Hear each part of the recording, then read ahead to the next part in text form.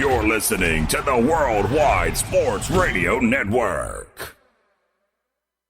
Black 33! Live at the studio of Worldwide Sports Radio. All right, let's go. It's the Third and Long Show. And here's your hosts, Matty Capps and KT Hepburn.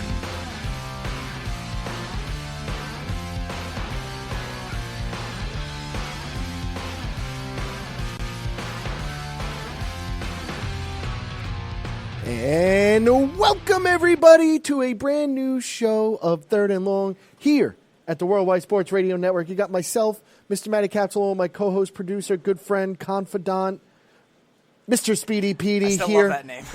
Mr. Speedy Petey here as well. We are back. It's the new year. It's 2020, and there are a lot of big things coming for this network, which I'm very, very excited for. But we have a lot of stuff to go over because we haven't really been here in a very, very long time. And, Speedy, I'm going to talk to you first. How was Christmas? How was your New Year's? How'd your fantasy teams end up? How has everything been? All right, so the holidays were family crazy, as I think a lot of people would expect. I had a lot of relatives over. My house always hosts in Connecticut because we have the biggest house. So I had both my grandparents there. I had an aunt there. I had an uncle there at one point. So Jesus. Everybody. A lot of people there, but it was fun. It was relaxing. We had a lot of strange, loud conversations at times, too. Even some sports debates. So Gotta love sports debates. So, yeah, it was a little mixture of everything. It was a fun holiday, though, very relaxing. Did you bring in your Rain Man type stuff and throw out numbers to everybody? I love when you do that. I always do that. But I love when you throw out numbers. It was a relaxing Christmas. I actually came back here with my brothers as well. We visited my uncle for a little while. That's nice. Weekend, too, because he didn't get to come up. He only came up for one day on Christmas. We actually visited him and his friend as well at his house. He actually lives in Huntington, so we came up for a couple days there. So then we celebrated New Year's and watched a lot of football. So, well, of course, football was the main thing. Christmas it was all basketball, and then football really took over after that with week 16, 17, and all that stuff. And now that we're in the playoffs and the first week of the playoffs are already done, we're going to get into those games a little bit later in the show. But breaking news. This morning, there was two breaking news today, and one was Mike McCarthy is the new football coach of the Dallas Cowboys, and then Tua Tagovailoa declared for the NFL draft as well, which I think is the only move that he could do after his injury, and we're going to get into that a little later as well. But, Speedy, let's get into it right now. We're going to talk about Mike McCarthy and his head coaching now of the Dallas Cowboys. And I love the move for the Dallas Cowboys. This is a fantastic move for the Dallas Cowboys. And anybody that thinks differently is just either A, delusional, or B, doesn't really understand football. Yes, I understand people are going to say he got stale and whatnot towards the last 3 or 4 years of his time in Green Bay. Okay, and I'm going to agree with you 100% because he was so predictable at that time. It was too easy not to say that he was very stale and there was no innovation. There was no creativity at the end. Okay, but you sit there and you look at what Mike McCarthy has done you go look at his resume, and there's a guy on this show, I'm not going to mention any names, who loves numbers. Absolutely loves numbers in the NFL. It's me. No, it's not you. It's not you. It's the president of this show who loves numbers more than anything. I thought I loved numbers in the NFL. That's a shame. And if you go look at Mike McCarthy, you go look at his coaching, his head coaching experience, and his numbers, they blow away almost every NFL coach there is. Almost every single one he blows away. Okay? He's 125-77 in the regular season, which is a .618 win percentage. He's 10-8 in his postseason career. Okay? This guy is the answer that Dallas needed. Now, of course, there's a lot of different things you could go on, okay? I sit here and I look at this hire. Was there anybody better?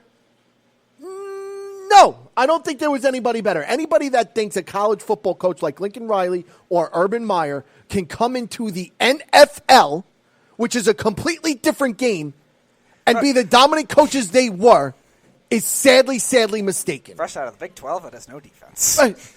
Lincoln Riley would have been the worst hire, even worse than Marvin Lewis, I think, because he would have got demolished. He would have had Dallas sitting in the bottom of the NFC East with the New York Giants. We already have a coach that's so bad with playoff wins as it is, with 0. Now you bring him to a team that's won 2 total playoff games and only 1 legitimate playoff game because they also got helped by that terrible call against the Lions.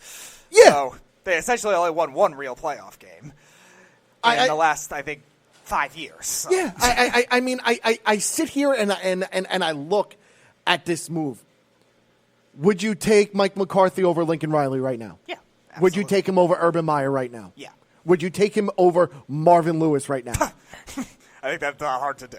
Would you take him over, I don't know, Matt Rule right now? Right, yeah. It's the same level of college coaches we're dealing with here. Is he not the best available option right now to be a head coach in the NFL? Name me other NFL head coaches that could go out there and produce based on experience, like Mike McCarthy has done. Based on experienced coaches, there is no better option right now. There is literally not one better option. And now there's going to be people that come out here and say, oh, he runs the West Coast offense. He can't do anything in the West Coast offense. The West Coast offense don't win. Wait, the West Coast offense don't win. Sean McVay ran the West Coast offense last year. Well, a little more sophisticated style of it. Kyle Shanahan runs the West Coast offense this year, and they're the 1 seed in the NFC West.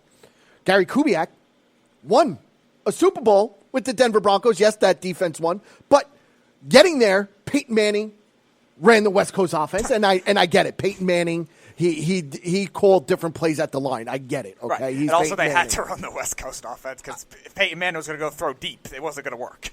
In that year. Trust me. I get it, okay? I do. But you look at these past offenses. Adam Gase runs a West Coast offense. Errol loved the move when Adam Gase was hired as a New York Jets head football coach, okay? You look at it right now. I'm going to keep going, okay? I'm going to keep going. You want to know who else runs it? Matt Nagy of the Chicago Bears, which showed glimpses that they could win. Okay, with that offense. Yes, it was anemic for the first 10 weeks, but the next 4 weeks after. It was his fault, though. No, a lot of it wasn't his fault, and I get that. But John Gruden and the Oakland Raiders, he runs the West Coast offense. Okay, Sean McDermott and the Buffalo Bills, they run the West Coast offense. So people to sit there and say that the West Coast offense wouldn't work is clueless. Absolutely clueless. It's simple. There's different variations. Rex Ryan ran the West Coast offense. Dan Quinn ran the West Coast offense in Atlanta and got to the Super Bowl and lost. There's different variations of it, though, too. Teams do it differently because the original West Coast offense is now obviously expanded. Yeah, of course. You always find innovation. You always find creative ways to advance types of offenses. If you have the right coach with the right mind, you could obviously advance things. But people are coming out and saying the West Coast offense is the reason why he won't win because the West Coast offense is a predominantly throwing type of offense. Right. Okay? If you get too predictable with it, okay. But now this is where I come. Years. This is where I come now. You sit there and you look at Mike McCarthy, okay? And I've said this before. He didn't have any innovation or creativity in his last few years in Green Bay. He didn't have any. 1 year, Jordy Nelson was hurt, so that was kind of hard to do. And yes, injuries didn't help him. But you sit here and you look at Mike McCarthy. Let me ask you this, Speedy. When was the last time your Green Bay Packers had a good offensive line? The Green Bay Packers? They haven't had a good offensive line in years. Yeah, I would say probably the last time was that 2012 team that lost to the 49ers when Kaepernick ran all over them. I think that was the last year because they had talent. The problem is after that, none of their talent could stay healthy. Whether it was Bakhtiari, whether it was Balaga, whether it was their older tackles later in their career, those guys just couldn't stay healthy. And then after that, they lost all their interior guys. So Aaron Rodgers, I don't think he's bad against an interior rush, but he doesn't have the same mobility he used to since his injuries. Yeah, I mean, it's crazy to just sit back here and think that there is any other option out there. And it's crazy to think that he won't do good. I mean, you look at it right now. Again, Mike McCarthy, okay? He apparently his interview did go well, and it was extended an extra day. But let's look at some of his pros going forward on what he's done. One of the biggest selling points for him to be the head coach of the Dallas Cowboys is his experience in the NFL, because as we've heard, Jerry Jones wasn't taking no college coach. He wasn't taking no college coach. So the experience was the big thing for him, and the resume of postseason success. People forget Mike McCarthy, he's been a quarterback's coach and offensive coordinator his entire career, okay? Aaron Rodgers, that I've read earlier, okay, in the Dallas News, has said that it was a game changer what he's done with his quarterback winter classes that he does, winter workouts that he does. Game changer on what he's done and how he helped develop Aaron Rodgers. That was Mike McCarthy's biggest thing, is that he could develop quarterbacks. That's why I was pushing myself for the New York Jets to get Mike McCarthy last year, so he could develop Sam Darnold. Instead, you went after Adam Gase, who's the biggest moron, and you're never going to win anything with Adam Gase at the helm of the New York Jets. Like I said, I saw something on Twitter. They were listing 5 players that broke out this year. Minka Fitzpatrick, I think Devontae Parker, Ryan Tannehill, and there were a couple others that could win comeback player of the year. And the tweet said after that, Adam Gase is accepting the award on his behalf. It's crazy to me that this actually happens. You know, like you sit here and you think, like, what the hell? It's nuts. It's absolutely crazy to me. But again, let's go back to Mike McCarthy, okay? And Speedy, I'm going to ask you this right now. If you are a Dallas Cowboy fan at the moment, are you or are you not happy with this move? Of course you should be happy. Most Cowboys fans were still pessimistic in terms of if they were going to keep Jason Garrett. I'm jealous. I'm a Giant fan, and I'm completely jealous because I wanted Mike McCarthy in New York Giant blue. Mm-hmm. Right, as you should. And I think there were a lot of Cowboys fans still that were thinking, oh, God, is Jason Garrett going to stay? This has been so dramatically drawn out. Well, another clueless guy that works here, Mr. Tyler, on the home stretch or whatever it is, or whatever his show is, right. He thinks it's a dumb move. And don't get me wrong. Don't get me wrong. I take Tyler with a grain of salt with his asinine type comments and his stuff and whatnot. But this is a fantastic move. Continue, right. Speedy. I'm sorry. I was going to say, I think them drawing out Jason Garrett's firing as long as it did, I think, was just to make sure they could seal somebody like Mike McCarthy, because Jerry Jones did announce he didn't want a college coach, and that's the right move. I don't think you should want a college coach. No, and that's my biggest thing, too. If you're going with coaches with experience, the only other one was Ron Rivera, but Ron Rivera went to the Redskins. So this NFC East is getting harder and harder, and it makes me sick because the Giants are getting Matt Rule, and I don't think he's the answer for the New York Giants either. And it upsets me more than anything. Right. Again, it's a crapshoot when you're dealing with college coaches and coordinators across the league. The guy I wanted for the Giants, obviously McCarthy was definitely one of them. The one I wanted for the Giants was the offensive coordinator for Kansas City, Bieniemy.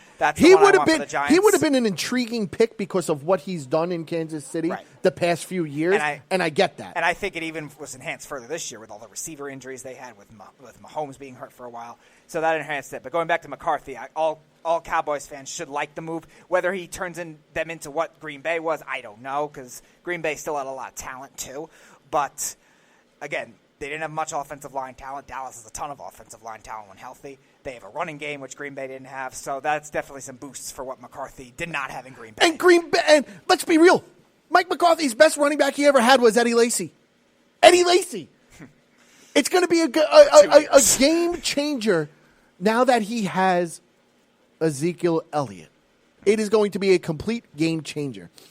Now, and back to Mike McCarthy and stuff, people will discount what McCarthy's postseason success only on the account because he had Aaron Rodgers. But they ignore the integral part of Mike McCarthy had in Aaron Rodgers' development in the NFL. We already know Mike McCarthy was an offensive coordinator. He was a quarterback's coach, okay? He is a fundamentalist type guy who goes after the quarterbacks very, very hard. He pushes his quarterbacks because he breaks them down and builds them back up, okay? He's very big on the footwork of the quarterback, and people don't realize how important footwork is when you're an NFL quarterback. And this is what I'm talking about. His QB school was very instrumental to Aaron Rodgers and his development. He did it every year around March, and he invites all his QBs to the facility, okay?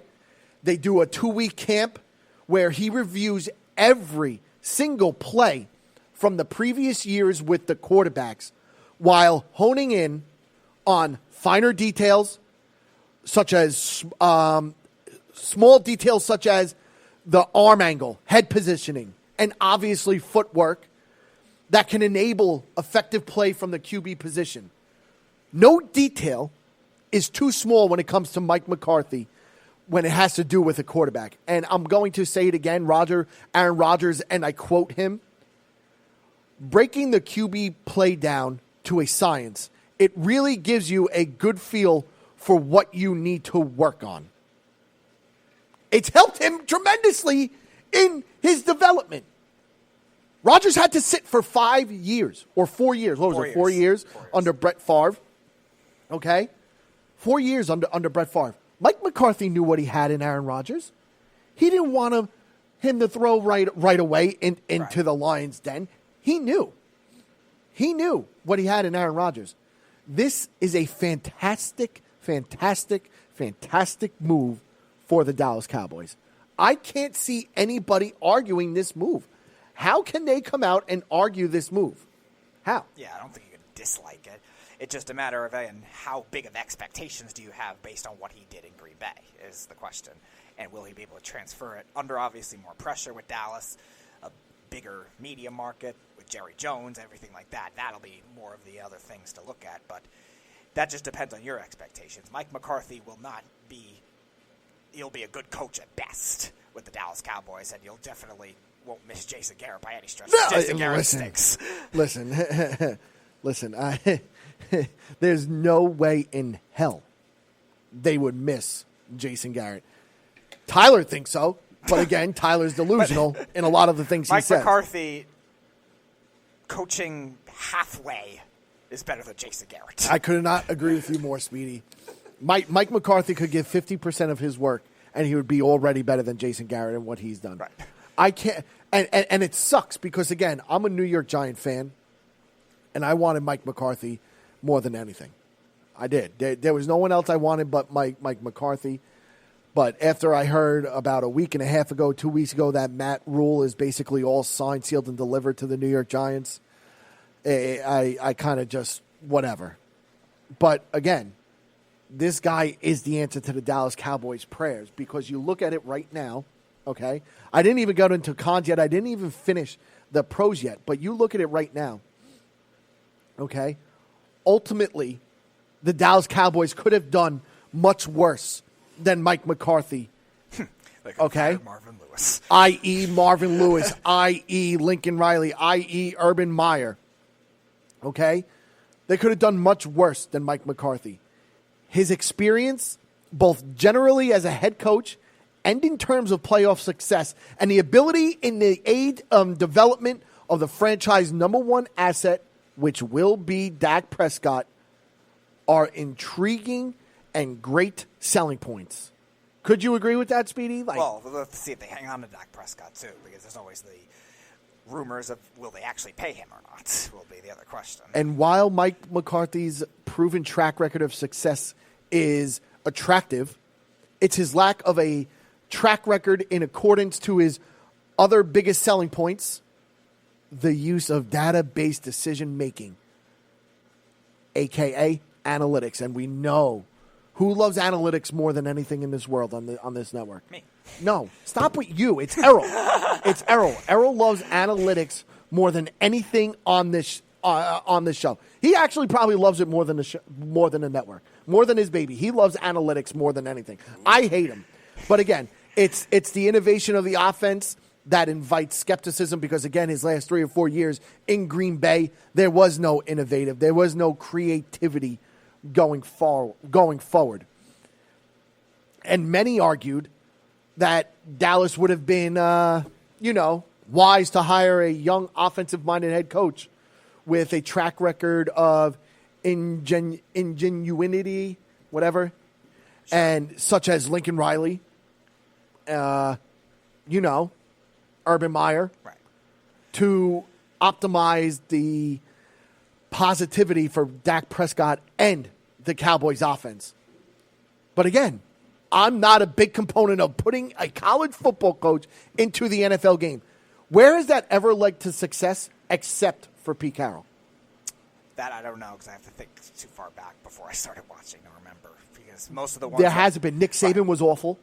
Right. Nick Saban was awful. I mean, it doesn't happen often where a college coach could come in and do the job of an NFL coach. It's one thing if you're a rebuilding team, if you're a young team, maybe you gamble on a college coach to work with a young quarterback or a young offense. The Cowboys have a team that is above average roster. They should be ready to win, and obviously they have been held back by bad coaching and, again, losing close games and a bunch of other things like that in the past, losing games late in the season, stuff like that. So I think what it is a college coach, while it may have been flashy, it wasn't necessarily the best pick to do for a team like the Cowboys. I think they needed either, again, a coordinator that knows the NFL game, has experience with our coaches that are good with the NFL game, or they needed something like Mike McCarthy, and they made the splash of McCarthy.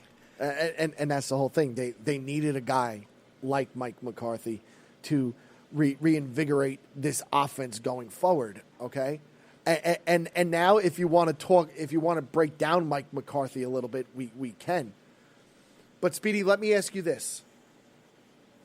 Mike McCarthy never had a run game really in Green Bay. Right. A lot of that, the majority of that, had to do with the offensive line being putrid a lot of those years. Some of them, yeah. I think when most of them. Right. I think when he first came in, that wasn't really the issue.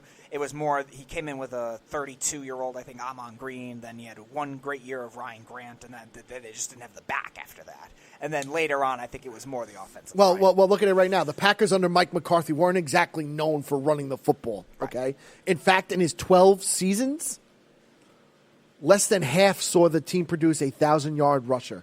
And the only 2 seasons where this was the case was since 2010 were the 2 years of productivity of Eddie Lacy in 2013 and 2014. Right, which were the only 2 good years of his career. Yeah, basically.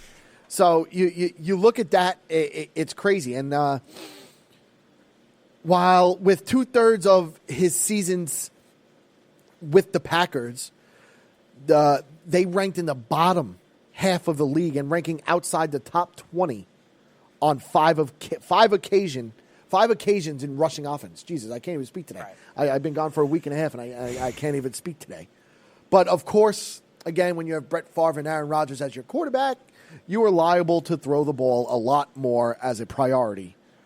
And, again, under Mike McCarthy, they just weren't big running the football. Right, and they really didn't have much of a choice. Eddie Lacy did well, again, in particular playoff games, too, and with that one season, he won Rookie of the Year. But, again, they just didn't have the backs otherwise. And that's, I think, some of the reasons they also lost to top defenses at times, too, because they were only a pass offense. And Mike McCarthy did great with what he had and could only do so much. And the same thing with Aaron Rodgers. Well, yeah. But Speedy, now, let me ask you this.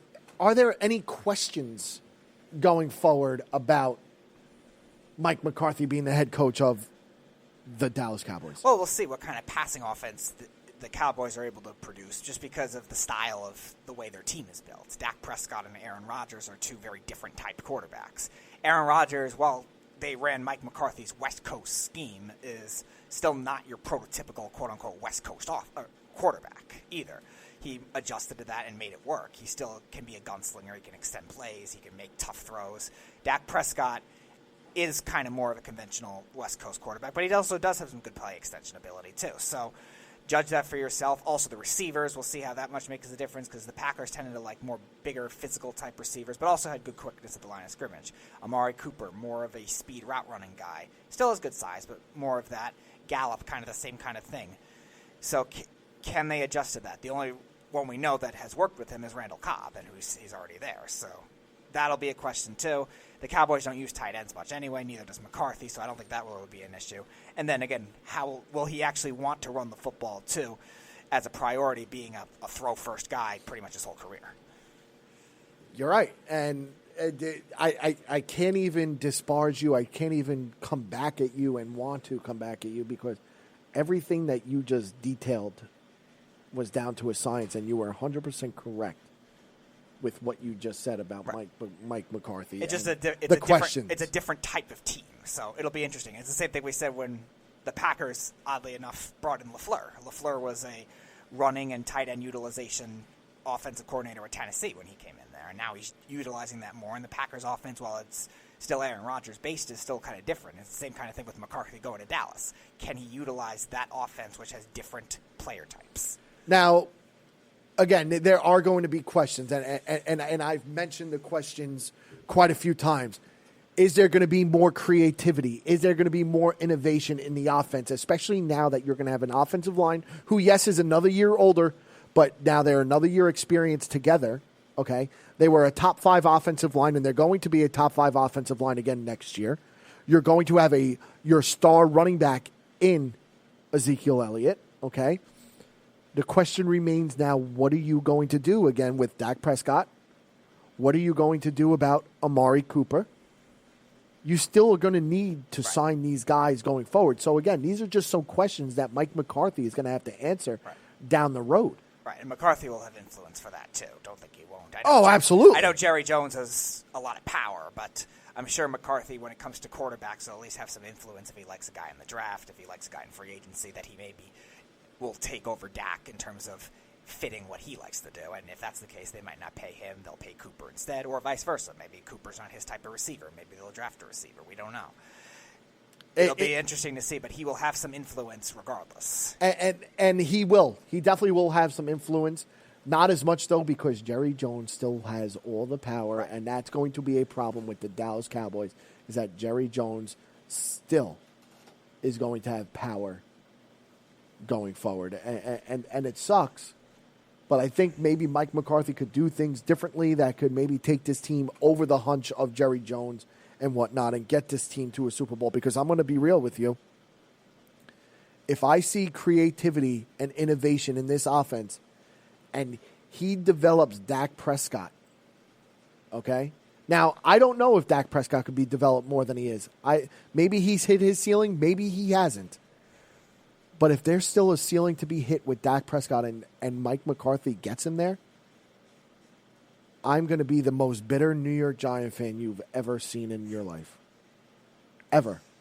Because this Dallas Cowboy team won't lose for years in the NFC East.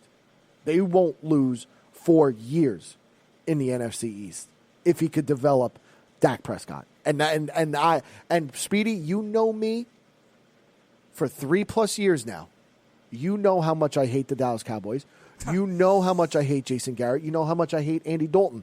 But you especially know how much I hate Dak Prescott as well and don't think he's a very, very good quarterback. He's still better than Andy Dalton. No, he's not. Andy Dalton, much better. Really? No, I'm just kidding. Of course not. Of course he's better than Andy Dalton. I was going to say, 2020, new decade, new year, all of a sudden you're going to lighten up on Andy Dalton? Never. So we got 10 minutes left in this segment, Speedy, and now the question remains between you and I. What do you think Mike McCarthy will prove with the Cowboys about his year sabbatical away from the NFL?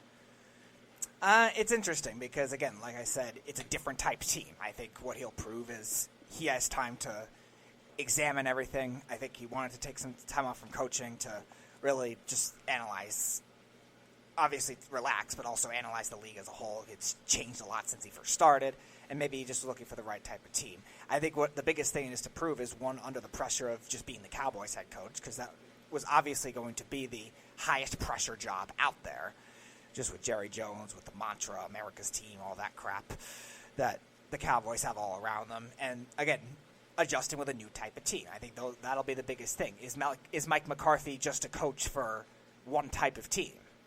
Is he just the coach that worked with Aaron Rodgers and Brett Favre? Now, can he do it with a more... And keep in mind, he had a fractured relationship with Aaron Rodgers towards the end of his... Right. Like, the last 3 or 4 seasons when he finished under 500 in 3 of the 4 seasons or whatever. Right. But, again, a lot of that had to do with injuries. Aaron Rodgers was out for a little in a couple of those seasons. He missed most of the 2013 season. Yes. He came back that final regular season game and won them into the playoffs. So... they definitely had some tension. But I don't think I'm really worried about that with Dallas just because they have a much younger team. I don't think they're going to have as much really leeway. Again, Zeke maybe just because, again, he's a running back that's a star.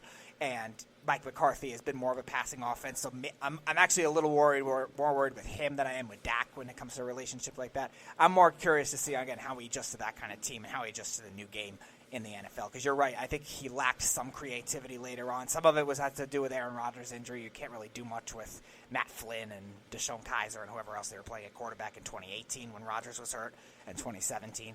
So just kind of tricky that way too. So it'll be interesting to see how he adjusts. But I think it's mostly the team type because the Cowboys are very differently built than the Packers were. I'm going to say this, and this is going to be completely different a little bit.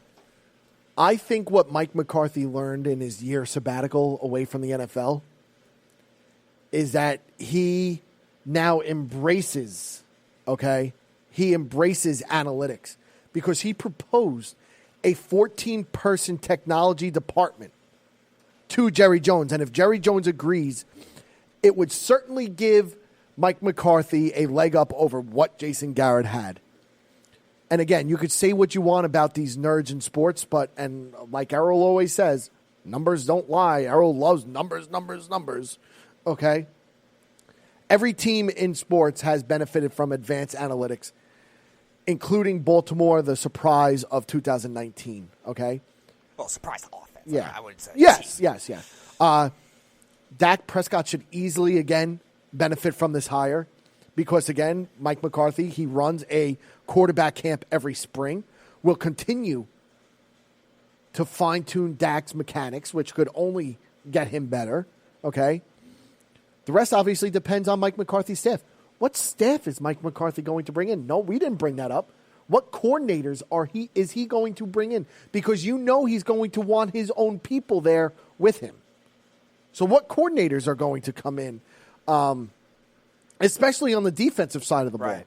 Dom Capers was his guy for a long and time. I'll be honest with you. On the defensive side of the ball, I wouldn't be mad if the Dallas Cowboys got Marvin Lewis for the defensive side of the ball. It's possible. He was a very, very good defensive coordinator before he became a head coach. And the reason I think that actually could work, too, is... Jim Haslett.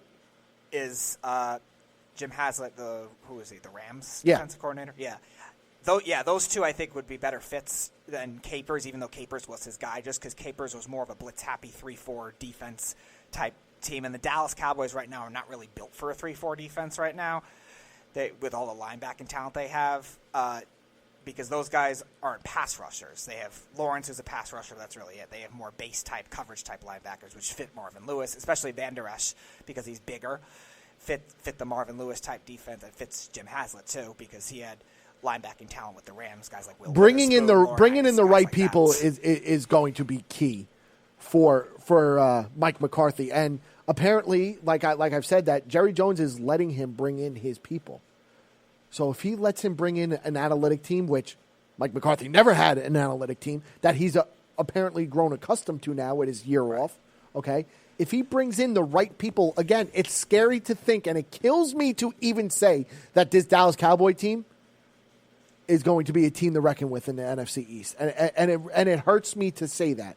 As long as the offensive line stays healthy, okay? Right, which is the same issue we had in Green Bay, too. But this is a better line. Yeah, which is a better line. But they are a tad bit older, too. Sure.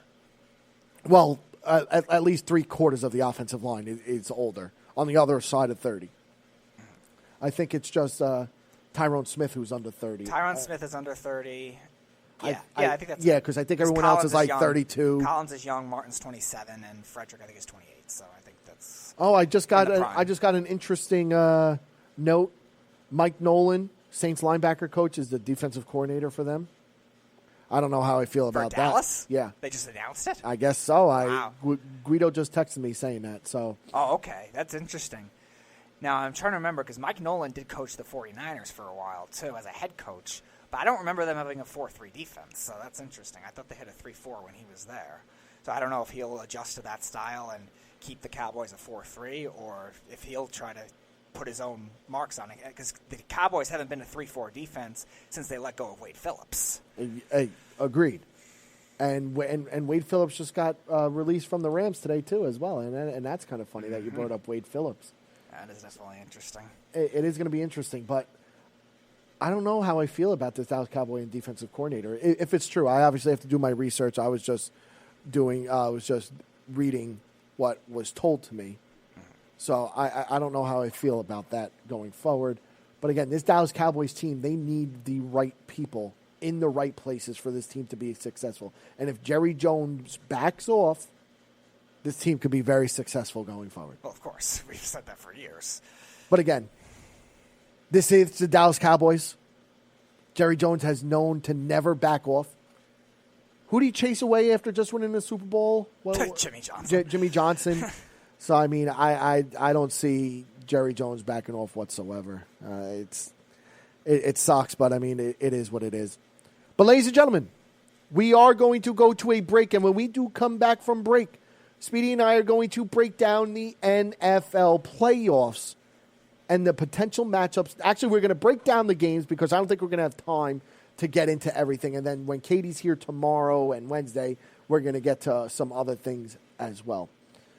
But ladies and gentlemen, we're going to be back right after this here at the Worldwide Sports Radio Network. It's the Worldwide Sports Radio Network. You are listening to the Third and Long Show. And here's your hosts, Matty Capps and KT Hepburn. 1-631-300-4477 is the number to reach us here at the Worldwide Sports Radio Network. Obviously, Ms. Katie is not here. She had an issue to take care of today, as she texted me back before. So she will not be here today, obviously. But you still got myself, Mr. Matty Capps, along with my co-host, producer, good friend, comrade, confidant, Mr. Speedy Petey here today as well. And now, ladies and gentlemen, we are going to get into the NFL wild cards. And Speedy, I'm going to let you go first. What did you think about the games yesterday and Saturday? Because I'll be honest with you, I feel like yesterday and Saturday were the two best football days we've seen in a long time coming from a playoff standpoint. Right. Because they were very exciting football games. Right. Usually that ends up being the second round a lot more, the divisional round.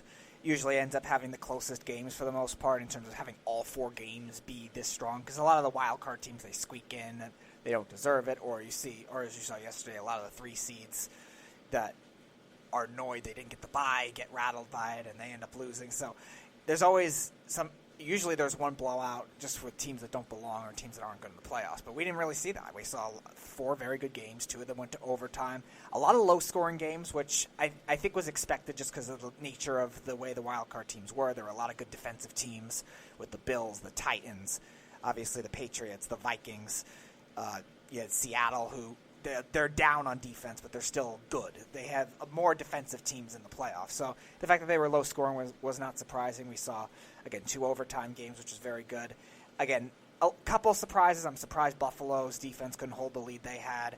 And the Seahawks-Eagles game I thought would be a little higher scoring. And I'm definitely it would have been if Carson Wentz didn't get hurt in the first game. Yeah, we'll see. But also, again, Carson Wentz, not a great close-game quarterback. We don't know what he is in the playoffs. How much of a difference would it have made? Would it have been enough to win is another question, too. So it would have been interesting. And definitely I'm surprised at the Vikings. Not that I think they were a bad team. I just thought New Orleans was really that good. But now they're just proving they're just rattled, really. Yeah, I mean, the Vikings have always their MO, Kirk Cousins' MO, is that he's never been able to win a big-time game. And the Vikings, too. They've always lost. That's what I'm talking about. They've always lost games in strange ways, even without Kirk Cousins. Yeah. So, I mean, it is what it is. But let's break it down. Let's start with Saturday's game, the first game. Buffalo Bills, Houston Texans. And let me tell you, I love Sean McDermott, the head coach over there in Buffalo. I love him. I think he has a great mind.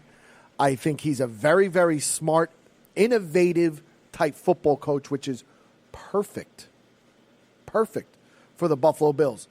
That first series, they made the Houston Texans look like they never played football before. They were throwing out everything at them. Josh Allen caught a touchdown pass on the first possession. Who would have thought Josh Allen would have caught a touchdown pass on the first possession? The first touchdown catch of the postseason goes to Josh Allen. So I'm sure everyone was betting that. Exactly. So that it's crazy.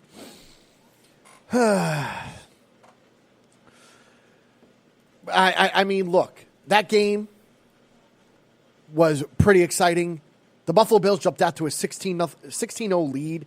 I mean, Josh Allen had a pretty darn good game. Josh Allen is looking like right now, and I'm going to say right now, I know it's still early, it's only 2 years in, but out of that quarterback's draft class, right now he looks like the best quarterback from that draft class. Wow, just right now. That's big out of you. Yes. Just right now. Again, it's only 2 years in. I'm not judging these quarterbacks yet. Okay? But right now it looks like Josh Allen is the best quarterback in this year's draft class. He went 24 for 46, 264 yards, but it's what he did with his legs. He went 9 for 92 running the football, which is always a key component if you have someone that could do what Josh Allen does. Which is impressive, too, against an outside rushing defense. Usually an outside rushing defense has a better chance when it comes to containing the quarterback. But until the fourth quarter, Whitney Merciless really struggled, and their other linebackers, who have good speed, couldn't catch him for whatever reason, or they were just playing in coverage. So I'm surprised he was able to run as much as he did. I thought you'd see more with Singletary running and him gunslinging, but it was the other way around. And that's the whole thing. But again, Josh Allen played a fantastic game. It wasn't his fault why they lost. I'm going to blame the Bills coaching staff why they lost. I mean, there's so many things that you could look at. But one of the things I felt like in the second half, they just let up when they led 13-0 at half or whatever it was. Yep. 13-0 at half they were up, right? Yep. I feel like they took the foot off the pedal. And I'll be honest with you, it reminded me of the Super Bowl when Atlanta took the foot off the pedal against New England. It looked like all these teams who just let the foot off the pedal against teams I thought they did. And keep them in the game. Right. And all it took was one play to get this team going. All it took was, what's his name? Deshaun Watson carrying 3 guys into the end zone for that first touchdown on that 20-yard run. Mm-hmm.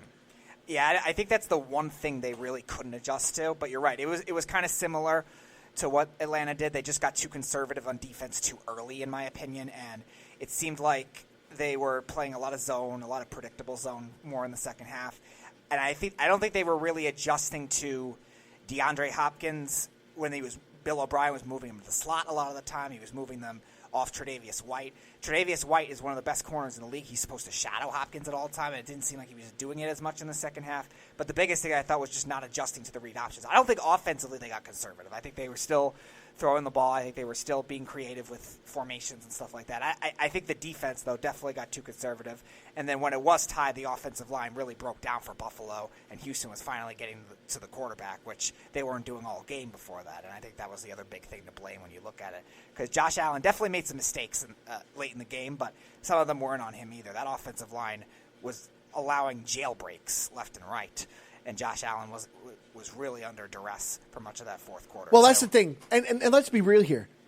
How much of a game changer is J.J. Watt when he's on that defensive side of the football for the Houston Texans? He was so disruptive. He owned a very good offensive line of the Buffalo Bills. He owned them. He did whatever he wanted. He was able to get in there at will to Josh Allen. At will, he was able to do whatever he wanted to Josh Allen. That game showed me, and I've watched J.J. Watt before in my life. I've watched him quite a few times. But that game showed me just how important he is to this Houston Texans defense. Right. And he is a big-time component if they're going to win any more football games on the defensive side of the ball. Yeah, because they don't have the rest of the interior talent that other good 3-4 defenses do have. So he really has to have his presence felt, even just to draw double teams, even just to be decoy at times, too. Because he obviously, with him being not 100%, he didn't play every snap. But his presence still is helped for that too. And obviously he had a sack. He had a big spark plug sack in the third quarter that changed the momentum of that game, really. So he definitely did it himself as well. Well, Speedy, it looks like we actually have our first caller of the day. First caller of the new year. Cannot wait to see who this is. Worldwide Sports Radio, who am I speaking with? Hey, Mr. Manicaps, how are you? Good. What's going on, Beef? I'm hearing you talking about this Bills game, man. You said you blame it on the coaching staff? I blame part of it on the coaching Defensive staff. coaching staff, I think in particular, and offensive. Not all of it. Part of it goes to the coaching staff. But, I mean, the referees were terrible in those games. Listen, the referees have been terrible this entire playoffs, and then, it's 1 weekend. How could you call a blindside block? Listen. The rule. First of all, it was the right call. It was just. I want to say it was a wussy. I want to use instead of a W. I want to put a P there. It was a wussy type call because he wasn't even hit hard. He just almost basically. And they were both looking at each other. Nah, he was looking at the runner. It's also a really stupid penalty, regardless. It was no done by that do lineman. that. Yeah, he was no need because he was already basically in front of him, so there was no need for that to happen. But it was the right call. But listen, in the NFL rule book, that's what it states. No, I understand with the ref, but so that's why I'm saying it was the right call in that instance. I don't think he was hit hard enough for it to be a blindside block, if that's what you want to ask me. He was barely touched. I don't even think he fell to the ground when he got hit by the lineman. He was barely touched.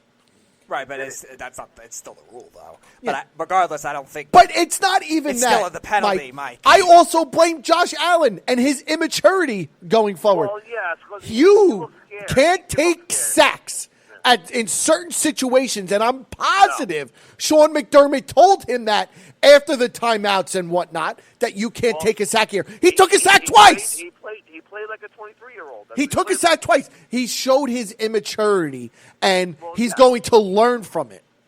That's the main thing. He has to have a backup plan in that situation, even with the offensive line playing well most of the game. He played well for 3 quarters. Right, and so did the offensive line, but he trusted to do that the whole time, which, again, I'm not against because, again, I'm very against getting too conservative too early with the offense, but Allen still has to know that there has to be a check-down guy if they do get under pressure. Yeah, but, the Bills beat themselves. That's all it comes down to. So they had that I game agree. won. Mm-hmm. I think they definitely beat themselves, but I think the biggest thing that hurt them was 1, offensive line, and 2, defensive play and calling. Just like I said with the offense, they let their foot off the pedal. You can't get conservative and listen, too early. Let's be real here, okay? J.J. Watt influenced that second half tremendously for the Houston Texans, okay? Yep. He got in there at will. He disrupted everything. But I'm going back. You could talk about that horrible blindside block, which I'm going to stick to it. It was the right call, but I'm also going to say he wasn't hit hard enough for it to be a blindside block. That is that is what I'm getting at. If you're going to call it, it's the right call. Okay? But again, I just think it's a wussy way out because he wasn't even hit hard. It's not like he laid him out and the guy was unconscious, because that's usually what happens when you get a blindside block. You usually get laid out and you go into a concussion protocol. That's usually what happens. Talk about getting laid out. Deshaun Watson should have been laid out, but how he stood up. How he got out of that, that's almost. I'll be honest with you. Tell me that doesn't remind you of Eli Manning getting out of that sack in the Super Bowl. It was the exact same thing. No, I wasn't the exact same thing. He had 2 guys hit him, and he stood up. Oh, so Eli Manning in the Super Bowl didn't have 2 guys hit him and grabbing him? They had him, but it was a different hit. You know what I'm saying? Like, he came off the edge, and he just ran Watson's obviously more instinctual with that, too. He was unblocked. It was a different hit, but you could say it's comparably, yes, but it's a different type of hit. Right, in terms of the magnitude, I think it is. Yeah. But again, Watson also has better, obviously, escape instincts. Eli Manning was slow-footed his whole career. Yeah, exactly. But, I don't know how he stood up. That was crazy. Yeah, and it is what it is at that standpoint.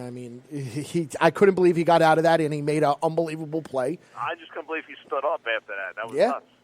Yeah. But again, there's so many things to look back on that the Buffalo Bills are kicking themselves. And the main thing, even after all of that, even after the bad blindside block, even after basically not sticking to your guns in the second half defensively and offensively. They still had the opportunity to kick a game-winning field goal, and Josh Allen took them out of that by his two boneheaded plays. Game time. Yeah. Or no. It was game time. No, it wasn't. It was to win again. It was 1916 at that point when they took the 2 sacks in a row. It was 1916. When it was 1916 Yes. because they punted the ball. Right. And they stopped them. And remember the Texans also. After And then they had another chance They had to the win. 4th down stop, which the Bills Yeah, the made, 4th and 1. And then they tied the game the next drive. Yes. But again, who are we to say that on those 2 boneheaded plays they weren't going to march in for a touchdown? But No, this, that's possible. But this is what I'm getting at. Like, as a quarterback, knowing the situation, you can't take sacks there. You can't, especially bad sacks. Like, it's not like he lost 3 or 4 yards. He lost 9 and like 10 yards on both plays. Yeah, he lost a lot. He took a big sack. Yep. I think it was like 3rd and 26 or something, or 4th and 26 at that time when they had no choice that they had to punt. Yep. So I mean, I sit there and I look at that, and that's where I draw the line for myself when I'm analyzing the football game, because again, I hate to play the shoulda, woulda, coulda. Of course, again, who knows if they would have marched down and scored a touchdown. But the odds are in their favor that they were in field goal range and they could have got a field goal. Right. And not saying that Houston wouldn't march down and score right after, because there was still plenty of time left.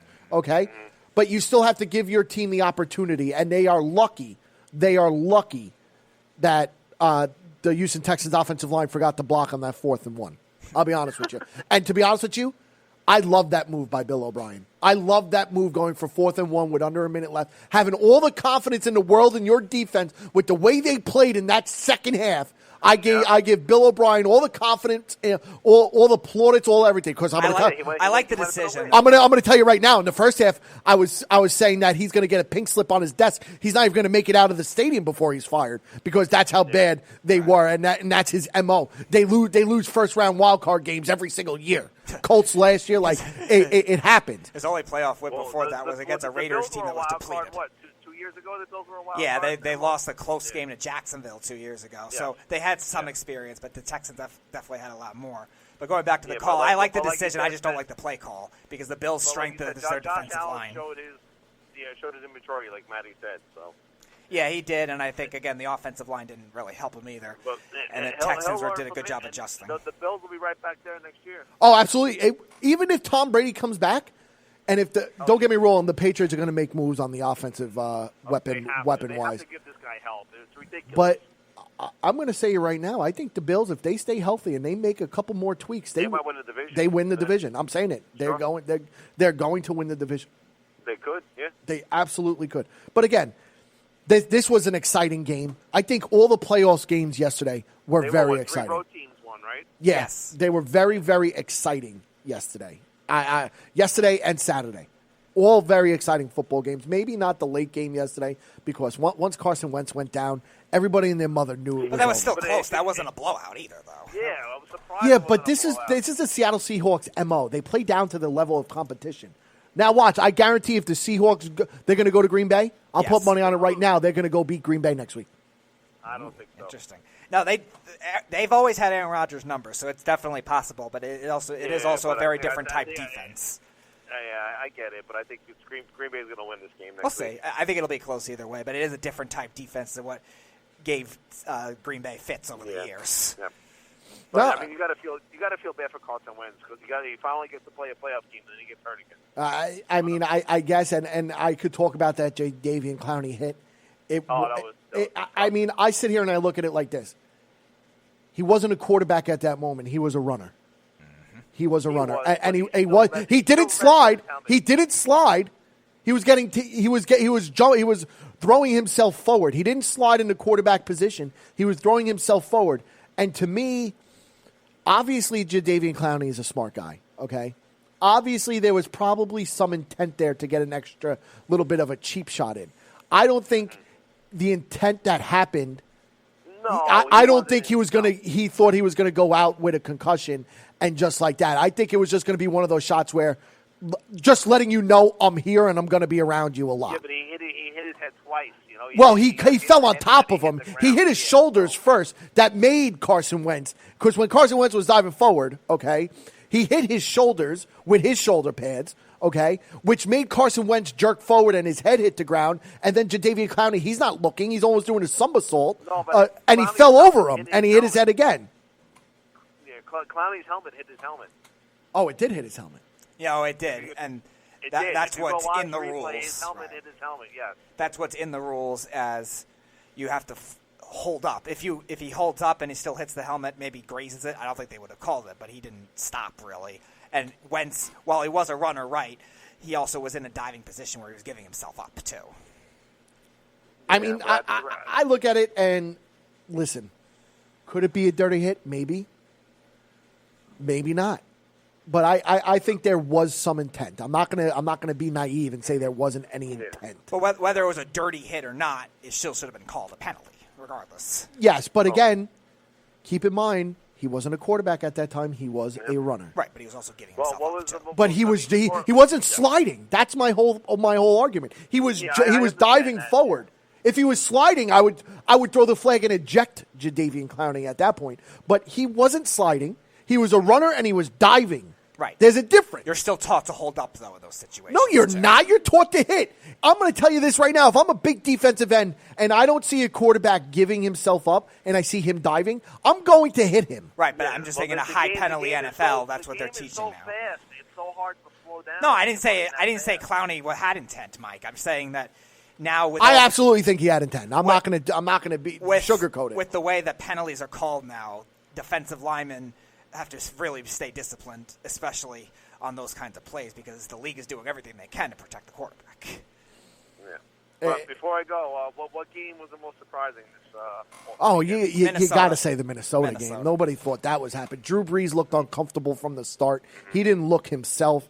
It was very shocking to see. It was an excellent coaching job by Mike Zimmer, too. Which is shocking because Mike Zimmer never does a good coaching job. Which, again, yeah, he's a good but not great coach. He's kind of average in some years, but he did a great job in this one thing, putting Griffin and Hunter inside, which was surprising because they tore apart the offensive line of the New Orleans Saints. Which the Saints have a good offensive line, and they're two very good tackles, but their interior's good but not amazing, where they put their best pass rushers inside, and it really rattled Drew Brees. You saw the Rams do that.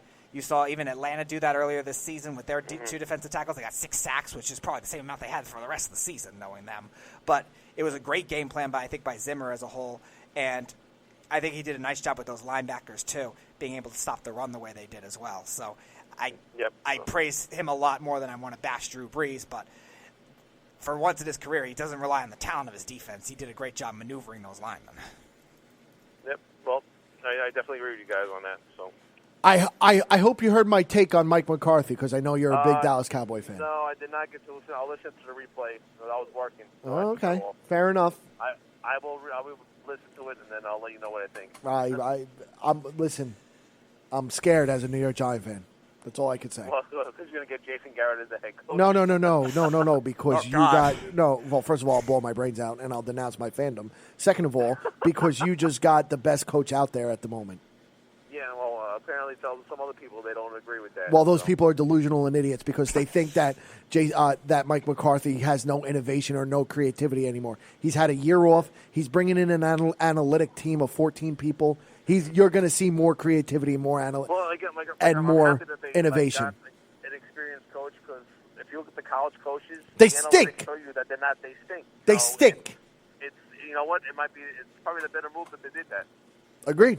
I could not agree with you any more than it already is. I really do believe he's going to help Prescott become a better quarterback. But he should. He's a quarterback genius. He should. No, he should. But again, we'll see what he can do. Absolutely. We'll also see if they hang on to him too, because they still have to pay him. If they hang on to him, that's true. But I think they're going to with McCarthy there. So. All right, Beeve. Thanks for calling, bro. Have a good night, man. You too. Mike from Bayshore. I thought he was going to call earlier when I was talking about his Dallas Cowboys. He's pretty happy, as all Cowboys fans should be pretty happy about the Dallas Cowboys going forward, and that's one thing that you can't argue with. I hate people that are going to hate. Errol's going to come on the show later, and I promise you he's going to talk crap about me and whatnot, and he's going to take a shot or two, which is fine because he's delusional with everything he usually says anyway, and everybody on the network knows that. But if Errol brings up the West Coast offense, I already put that down to shame. There's nothing else you can say that would not make Mike McCarthy a good football coach. The innovation and the creativity, shot that down to shame. The analytical stuff, shot that down. He's bringing in 14 people for his analytic team.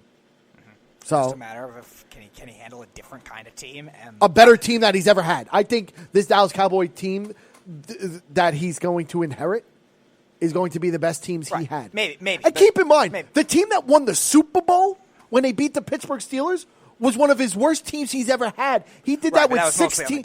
He won 16 games. Well, not 16 games. 10. He won. No. But I'm saying he won that Super Bowl with 16 guys on the IR. Right. No, they were banged up, and most of those were defense.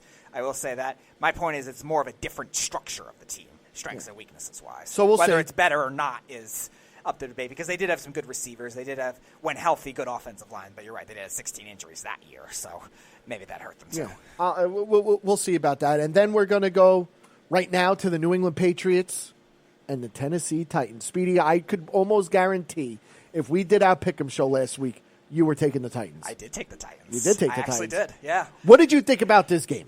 I thought the Titans' defense, the way they built it, and the way Mike Vrabel took that blueprint from the Patriots. Did you like what the move he pulled at the end, a Bill Belichick move, by having that clock run down and taking those penalties at the end? It was a great showcase of mind games. I'm going to say that right now. I always love when coaches do very creative and rule loophole stuff like that. I always find it very interesting.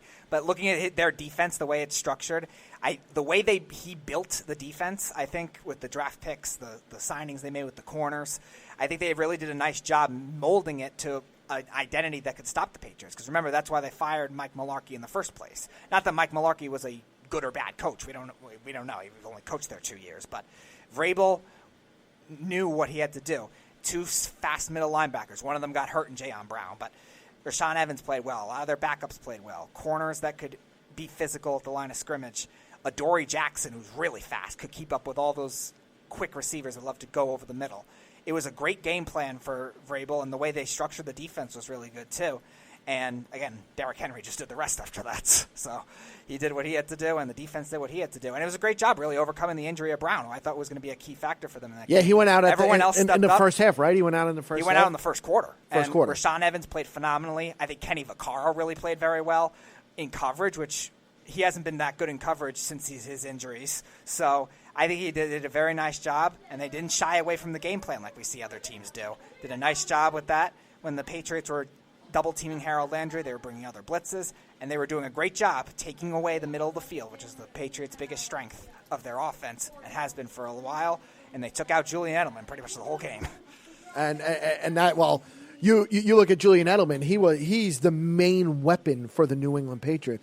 But you do have to give Mike Vrabel a lot of credit, and the reason why is obviously he's been a New England Patriot almost his entire life. He grew up with not grew up with Bill Belichick, but Bill Belichick was his coach for almost his entire career. Okay, the coaching job, the coaching masterclass that Mike Vrabel did in New England is something that should be talked about for a long time because he exploited New England. He attacked their only target in Julian Edelman on the offensive side of the ball. He knew nobody else could beat them but Julian Edelman. Right. Okay. He also has the best running back in the NFL at this moment in Derrick Henry. Derrick Henry is an absolute monster. Anybody that gets in front of him gets trucked. They get trucked. He's so big physically. He's fast. He's a north to south guy, which I like very much. He's not a bad outside runner for somebody his size either. He's not overly fast, but he's not just the power back. He can run outside too if he needs to, and that's what they were doing a lot of zone running with Derrick Henry, and it was working against linebackers that don't really like to blitz. And the Patriots defense, like I've said many times, they're not as good when they have to blitz as often, and they had to adjust. Do we have Derrick a second Henry, caller? And they couldn't. Do we have a second caller? Mm-hmm. Worldwide Sports Radio Network. Who am I speaking with? This is Dick. What? This is Dick. Okay, well, that was really interesting. Okay. And you couldn't see who called? You No, couldn't see the number? I can't see that. I think the batteries ran out or something like that. Well, we're going to have to get that fixed by Earl, so Yeah. we're going to have to tell him so we don't get any more phone calls like that. Yeah. For now on, you answer first. Yeah. That's what we'll do. Yeah. But That's been an issue in a while. So. I was just about to say, we haven't had that in a long time. Right, so I didn't expect it. Yeah, no. But, I mean, you look at the Tennessee Titans as a whole. Do you think they have a shot to go into Baltimore? They have a shot because I actually think we were talking about the structure. We were talking about the structure of the defense.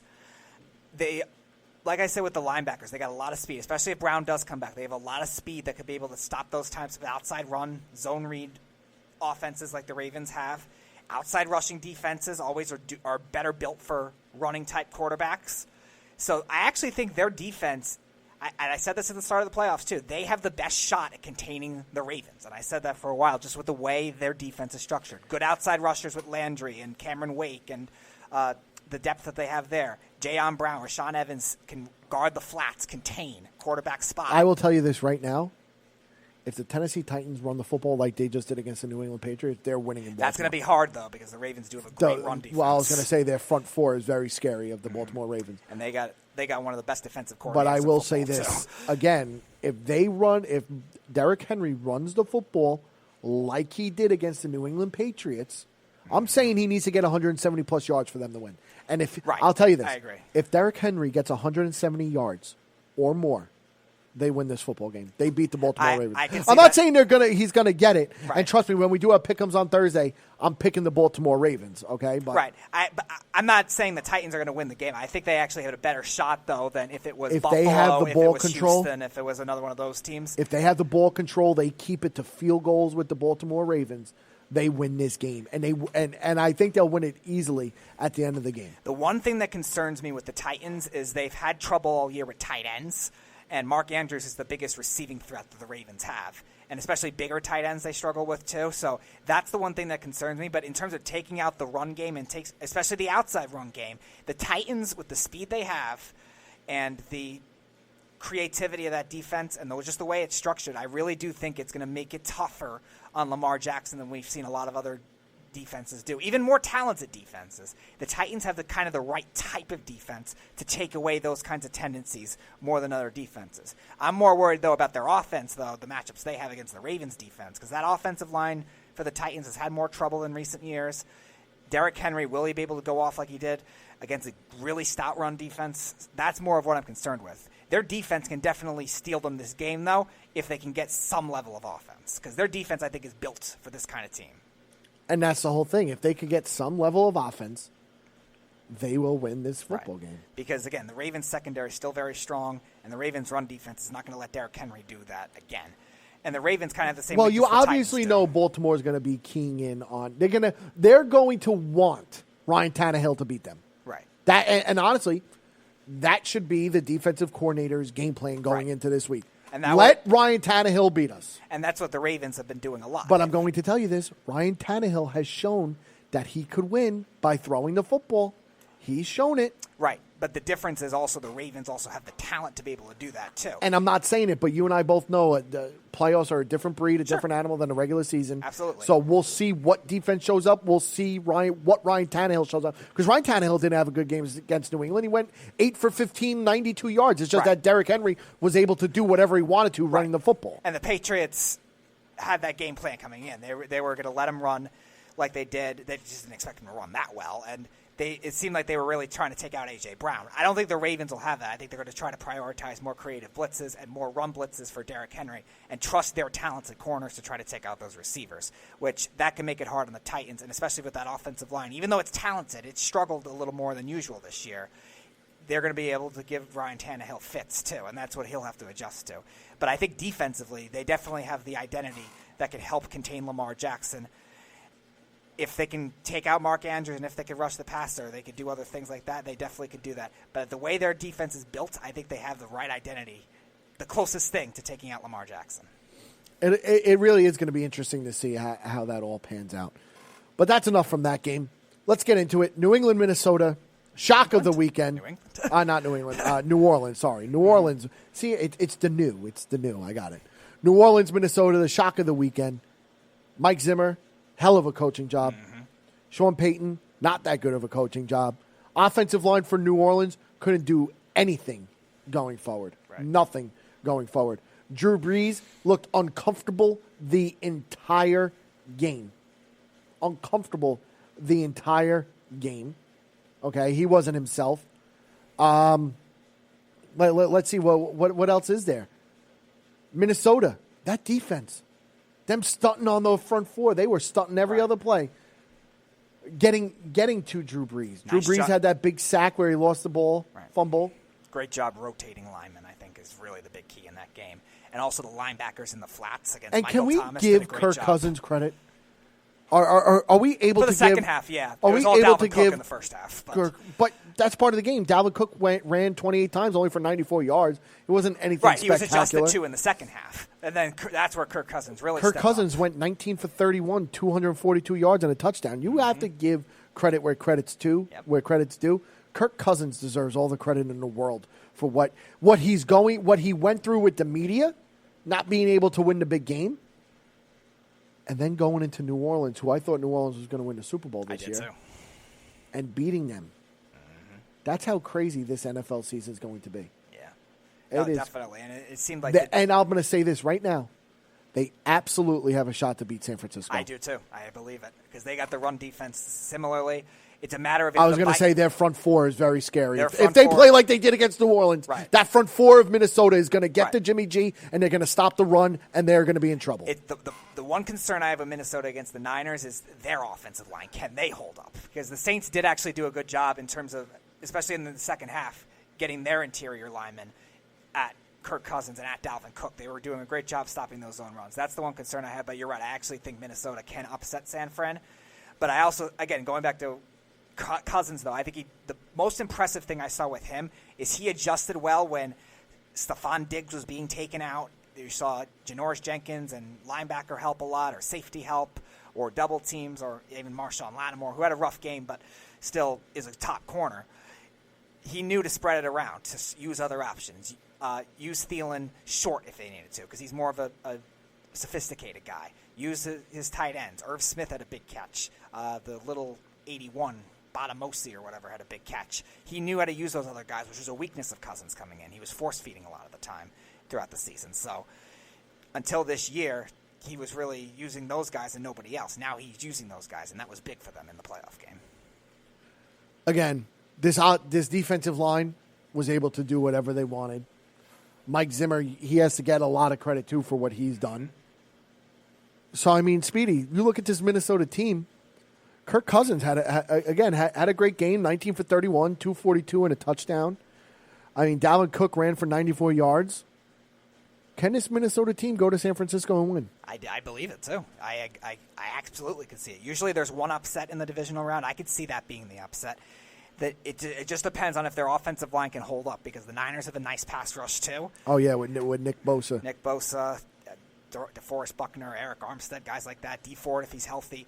They got a nice pass rush, too, and they have a great defensive coordinator, a very good pass defense. So can the Vikings protect just enough to get those receivers open? And the one thing I'll say with Kevin Stefanski, the offensive coordinator, get Dalvin Cook more involved in the passing game, too. That's going to be a good matchup to use against the Niners, because that defense can absolutely play against the Niners, because their biggest weakness, really, is big plays down the field. But the Niners really aren't a deep threat team. They're more of a West Coast offense, like you were saying, type team. They'll have a scat pack, smaller type receivers, and then they got Kittle. But I actually think the Vikings linebacking core is a good matchup to contain Kittle, too. Not stop him completely, but contain him enough with Kendricks playing the way he is. But that's Harrison the whole thing. Smith, let's be real here. George Kittle is a top 2 tight end. Right. Him and Travis Kelce you're not going to are the completely best stop tight him, ends. But you don't stop those type of players. Right. You want to contain them under their average per yards. Right. But the question remains, will they be able to stop? Right.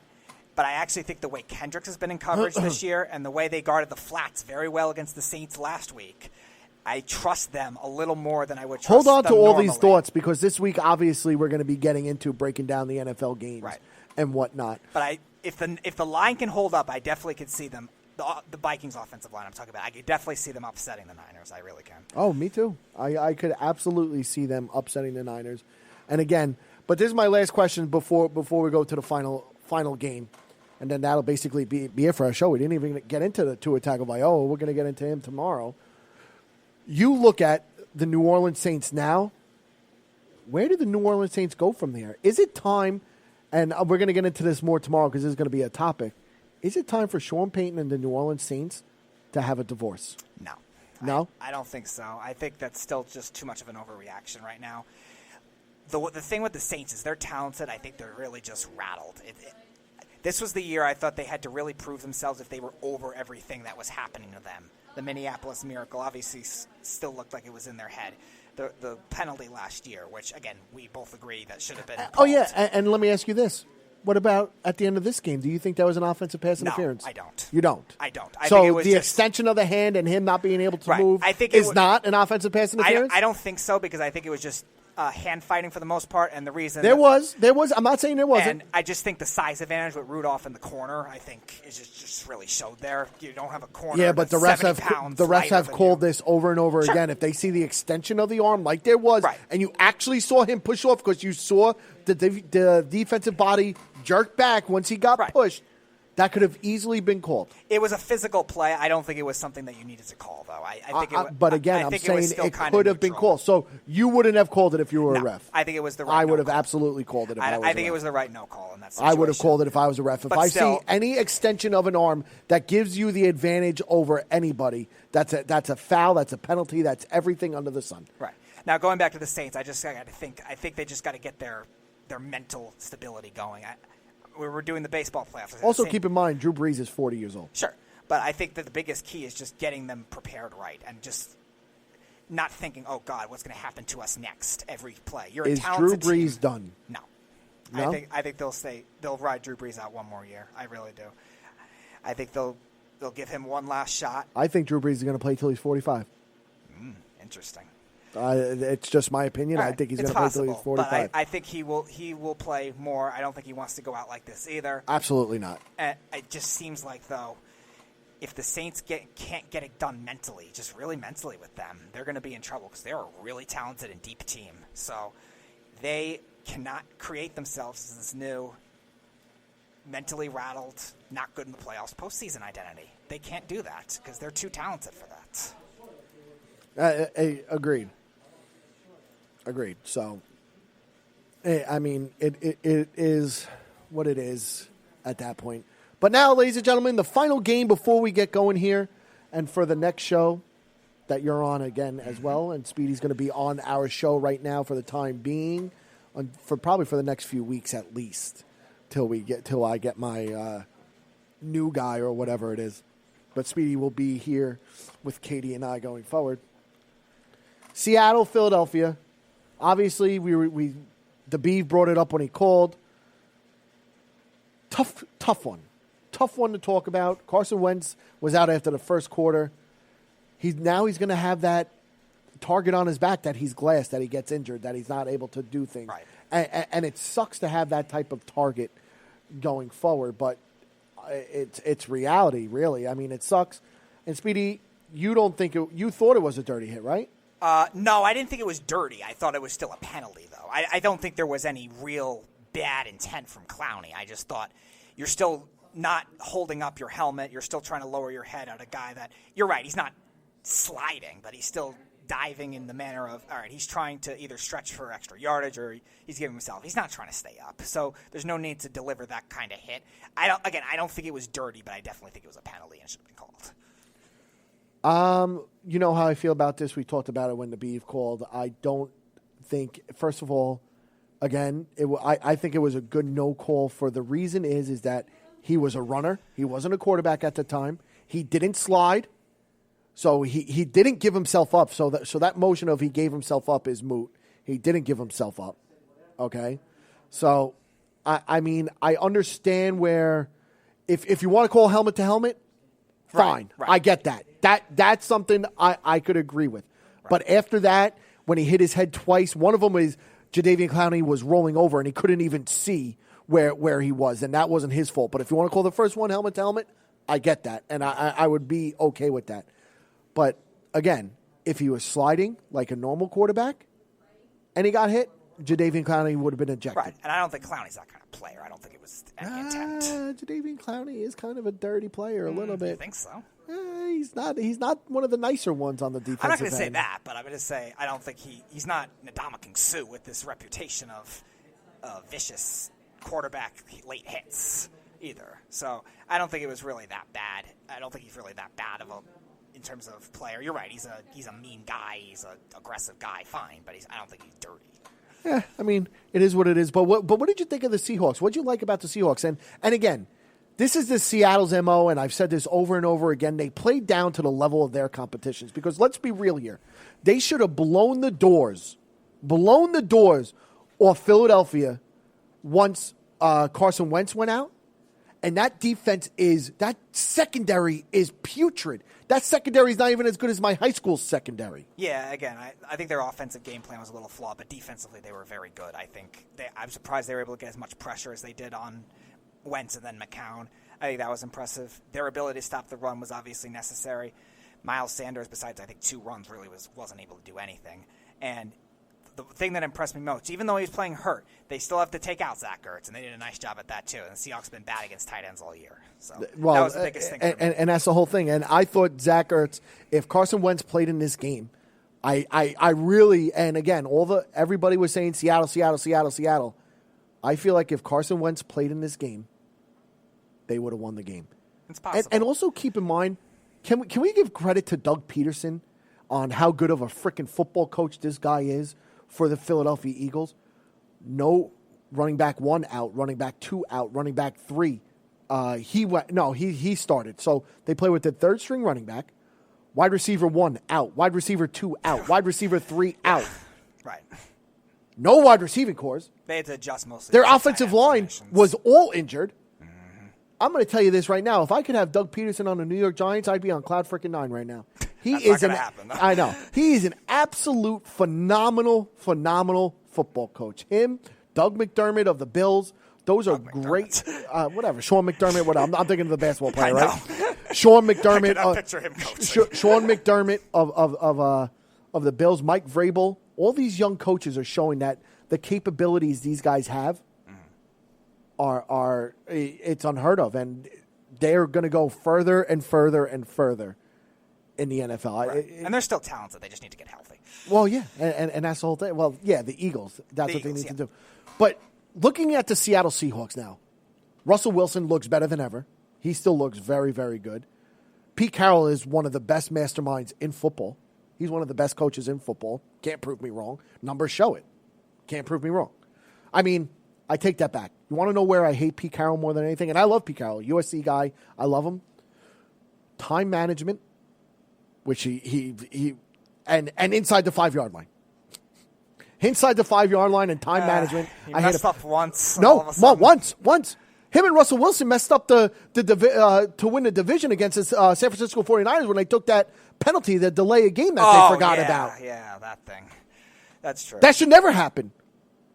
Not with a guy like Russell Wilson, right, and not with a guy like Pete Carroll as your head coach. Those two things should never happen. Yeah, that's true. I forgot about that. But you look at the Seahawks team, and I hate it because it's 100% true. They played down to the level of the competition. I agree with that offensively. I think defensively they did a nice job, though.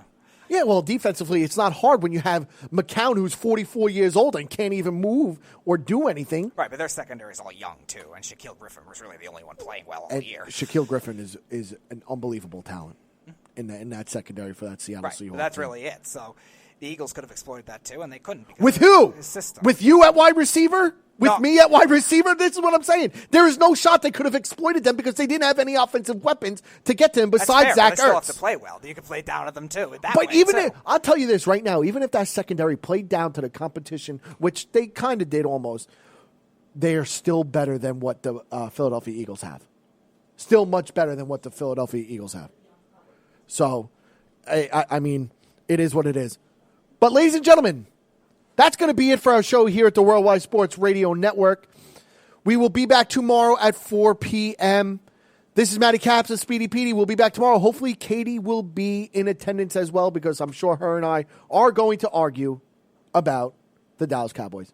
Tune in tomorrow here at 4 p.m. at the Worldwide Sports Radio Network. You're listening to the Worldwide Sports Radio Network.